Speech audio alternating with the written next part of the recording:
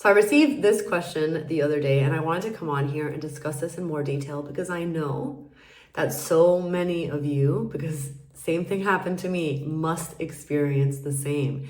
It is this experience that you are awake in the middle of the night, you wish that you were asleep, your thoughts around, I guess, the fear of wakefulness are popping up, and no matter how much you try and tell yourself that you are safe, nothing seems to work.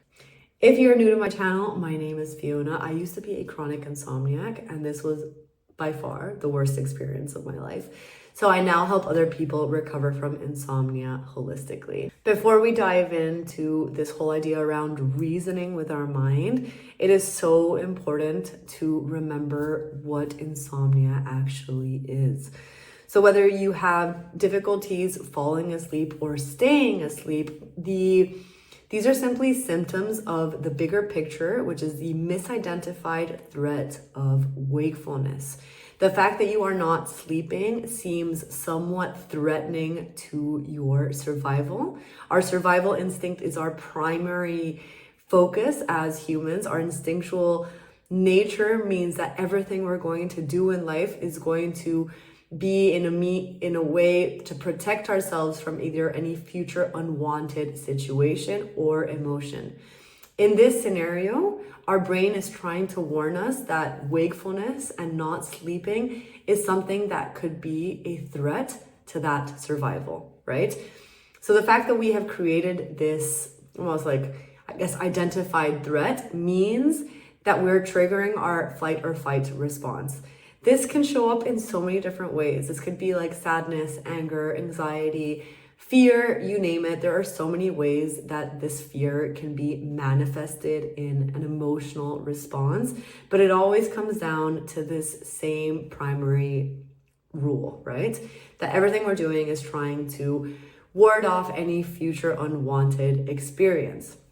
And once we embark on our insomnia recovery journey, this educational component and understanding is something that we need to continuously come back to. I like to think of our survival instinct as this 5-year-old little child who is continuously throwing a tantrum. And even though I can conceptually understand that wakefulness is not a threat, unfortunately, that part of my brain seems to not catch up with that truth very quickly. So once you start understanding insomnia, I'm sure that a huge weight is going to lift off of your shoulders, but that does not guarantee that you're going to automatically start sleeping well. And that is because anything that has potentially been identified as a threat and something to fear is going to take some time to relearn. We need to reteach our brain that wakefulness isn't in fact something to fear, and that isn't something that you just conceptualize. This is something that you truly need to experience. Okay, now that we have understood that reasoning with our thoughts is somewhat impossible, you're probably also asking yourself, well, what do I do instead? So if you're stuck in the middle of the night and you cannot sleep, one, I know how uncomfortable this is, and two, this is where you can practice befriending wakefulness.